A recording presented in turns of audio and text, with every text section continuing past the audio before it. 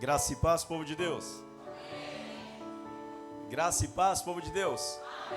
Amém. Amém. Quem trouxe Bíblia? Rapaz, que responsabilidade é ministrar para heróis da fé. Então, nada mais é do que falar a respeito de fé. Amém? Abre a tua Bíblia em Hebreus, capítulo 11. Hebreus capítulo 11, versículo 8 em diante.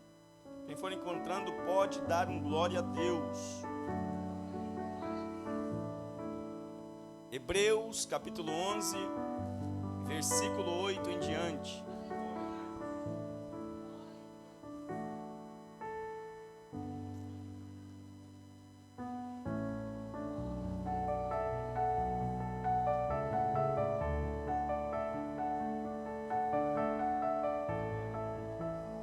Glória a Deus. Assim diz a palavra de Deus: pela fé, Abraão, sendo chamado, obedeceu, indo para um lugar que havia de receber por herança, e saiu sem saber para onde. Pela fé, habitou na terra da promessa como em terra alheia, morando em cabanas com Isaque e Jacó, herdeiros com ele da mesma promessa, porque esperava a cidade que tem fundamentos, da qual o artífice construtor é o próprio Deus. Pela fé, também, a mesma Sara recebeu a virtude, concebeu e deu à luz, já fora da idade, porquanto teve por fiel aquele que lhe havia prometido. A Deus toda honra, toda glória, louvor e adoração. Se tem uma coisa que Deus exige de nós é fé. Sem fé é impossível nós nos reunirmos aqui para o adorar. Sem fé é impossível ser chamados de cristãos. Sem fé é impossível nós o adorarmos da forma que Ele merece receber a adoração. Eu gosto muito de dizer que existem muitos sonhos que são realizados na vida do homem sem fé alguma. Sonho que a carne sonhou, que o homem na sua sabedoria e inteligência sonhou. Mas para viver os sonhos de Deus e projetos que Deus tem preparado para o teu povo, exige de nós fé. Porque os sonhos de Deus vêm na contramão do nosso entendimento, da nossa capacidade de entender. Vem de um jeito que nós não esperamos e exige de nós fé para acreditarmos, como de fato devemos acreditar. A fé é o alicerce estabelecido para vivermos uma vida de promessa da parte de Deus. E os sonhos de Deus vêm de uma forma que nós não entendemos e por isso exige de nós fé. Porque a fé faz com que a gente coloque para fora aquilo que está dentro de nós, acreditar quando ninguém acredita, continuar caminhando quando muitos pararam, continuar avançando quando muitos estagnaram na vida sem ter um avanço. E exige de nós fé para nós entendermos que nós devemos avançar, romper e estabelecer uma vida como um alicerce baseado na palavra de Deus. Tudo isso exige de nós fé. E quando nós olhamos para Romanos capítulo 1, versículo 17, que diz que o justo viverá pela fé. Abacuque havia dito que o justo viveria pela fé, e Paulo volta a falar que nós devemos viver pela fé. Sem fé é impossível viver milagres da parte de Deus. E quando nós olhamos para Hebreus capítulo 11, nós enxergamos homens e mulheres que marcaram a sua geração simplesmente porque decidiram viver pela fé. Deixaram de viver somente o natural para viver o sobrenatural, aquilo que Deus havia preparado para eles. E deixa eu lhe dizer uma coisa, meu irmão, deixa eu lhe dizer uma coisa, minha irmã, o sobrenatural de Deus só tem início quando o natural chega ao fim. É quando você olha para as circunstâncias da vida e diz: com a minha força eu não consigo resolver, com a minha sabedoria eu não consigo resolver, com a minha inteligência nós não conseguiremos romper. E quando nós admitimos que com a nossa força, nossas limitações humanas, nós não conseguiríamos resolver, Deus do céu, entra com o sobrenatural, e nós deixamos de viver o natural para viver o sobrenatural de Deus. E para viver o sobrenatural da parte de Deus exige de nós fé. Você tem fé, meu irmão? Você tem fé, minha irmã? Para experimentar o sobrenatural da parte de Deus. Acreditar quando ninguém acredita. Continuar avançando quando muitos pararam. E quando nós olhamos para Hebreus, nós logo já impulsiona em nossos corações, 2 Coríntios capítulo 5, versículo 7, que nós não somos o povo da visão, nós não somos o povo do sentir, nós somos um povo, porque a Bíblia diz, porque andamos por fé e não por vista, ainda que os nossos olhos não veem agora, a fé que nos impulsiona a acreditar em algo sobrenatural, nos faz avançar, crendo que Deus tem preparado algo melhor para nós. É quando nós olhamos e diz, não está do jeito que gostaríamos, mas o Deus que tudo pode, que quando nós entendemos que a porta aqui na terra se fecha, sempre haverá uma janela escancarada no céu para o teu povo. Fé. Acreditar ainda que nós não estejamos vivendo, é acreditar na palavra que mostra o que nós podemos viver. Ainda que nós não alcançamos, é acreditar na palavra que diz o que nós podemos alcançar. Acreditar na palavra como nós podemos viver. E quando nós falamos de fé, como não falar do homem chamado Abraão, conhecido como pai da fé? Tudo inicia em Gênesis capítulo 12.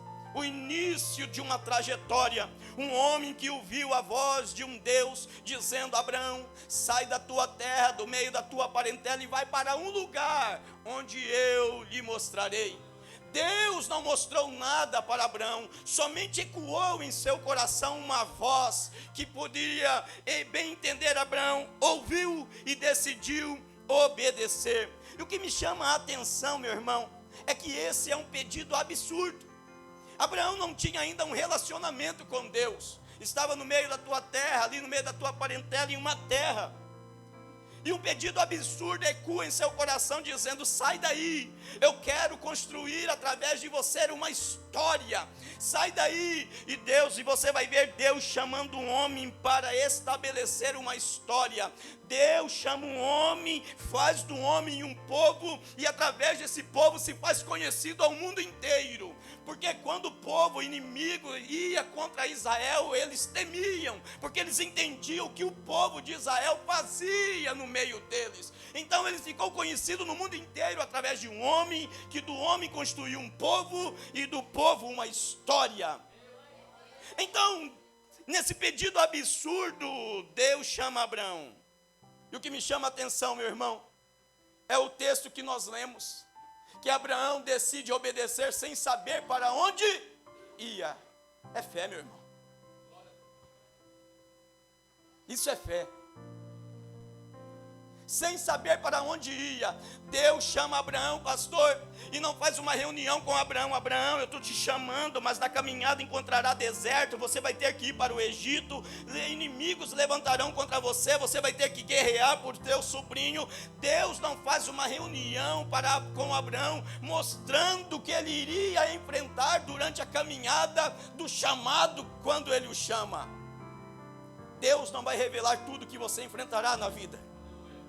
Deus não vai revelar a você as dificuldades que talvez você enfrente nesta caminhada. Mas assim como Abraão, pouco importa o que ele iria enfrentar quando ele entende, eu sei quem está comigo. Pouco importa o que nos espera amanhã, meu irmão, como igreja. Pouco importa das dificuldades que talvez cheguem em nossas portas amanhã. Nós temos que entender, nós sabemos quem está conosco. E o Deus que está conosco pode mudar a situação. Quando Deus chama Abraão, o próprio Deus se responsabiliza durante a caminhada. Deus nos chama para seguir uma caminhada. E nessa caminhada Ele não revela o que vamos enfrentar. E nesta caminhada enfrentaremos dificuldades aqui. Nós enfrentaremos dificuldades aqui, rompimento momento aqui. Mas por que nós continuamos a caminhada? Porque nós entendemos, Ele responsabiliza, Ele está comigo na caminhada. Enquanto Ele estiver comigo, nós vamos romper para a honra e glória do nome do Senhor. É isso que o irmão disse aqui. Ele abriu o culto dizendo sobre caminhada. Ele vai dizer: o Senhor é meu pastor, nada me faltará. Deitar-me faz em verde espaço, guia-me mansamente às águas tranquilas. No versículo 4 ele vai dizer: ainda que eu ande pelo vale da sombra da morte, eu não temerei. Por que, Davi? Porque você era bom? Não.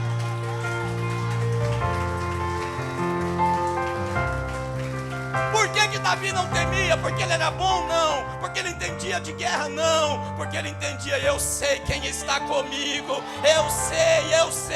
Eu tenho fé para acreditar. E aí ele entende, meu irmão. Quando você entende, Deus é contigo, meu irmão. Deus é contigo, minha irmã. E quando nós entendemos que Deus é conosco, nós vamos entender o que Davi expressou no Salmo 23. Ainda que eu ande, o vale está aqui, mas eu estou andando. O vale está aqui, mas eu estou em movimento. O vale está aqui, mas nenhum vale pode parar um crente que entende: Deus é comigo. Nenhum vale pode te parar, meu irmão. Nenhuma dificuldade pode te parar, fazer com que você fique estagnado, sem expectativa de vida. Deus é contigo e Ele responsabilizará durante esta caminhada que Ele te chamou. Você tem fé, meu irmão? Cutuca o irmão que está do teu lado, diga: tenha fé. Deus é contigo. Quando eu sei quem está comigo, pouco importa o que eu enfrento na caminhada. Quem vive pela fé vive demonstrando, pastor, onde é que está a sua esperança. E quando eu falo de esperança, não é de quem espera, é de quem tem convicção onde é que os seus pés estão firmados. Quando um homem cheio de fé, vive cheio de fé, ele demonstra onde é que ele tem esperança. Por isso sai governo, entra governo, sai governo, nós continuamos debaixo de um governo que é supremo. Por isso que nós, como cristãos, estamos baseados, nós temos a esperança em Cristo. Ainda que o mundo esteja acabando, um paraíso deve ser constituído em nosso lar, dentro da igreja, na comunhão dos santos. Por quê? Porque os nossos pés estão firmados em Cristo e a nossa esperança está debaixo de um governo que não erra. Fé de alguém que vive pela fé. Davi, meu irmão, entenda uma coisa: a fé não deve ser somente para conquistar, porque o que nós estamos vendo hoje é a fé somente para você. Você vai receber o que você tem no teu coração, você vai receber o desejo do teu coração. E quando nós entendemos Provérbios capítulo 19, versículo 21, que diz que muitos são os planos do coração do homem, mas o que prevalece é o propósito de Deus. Quando nós entendemos isso, nós temos fé agora, não para receber aquilo que o meu coração deseja, mas simplesmente fé para cumprir um propósito debaixo de uma vontade. E através dessa vontade, nós cumprimos o propósito. Por isso que Davi entendia isso. E nós vamos enxergar na Bíblia Davi tendo fé para matar leão. Nós vamos enxergar na Bíblia fé para matar urso e leão. Mas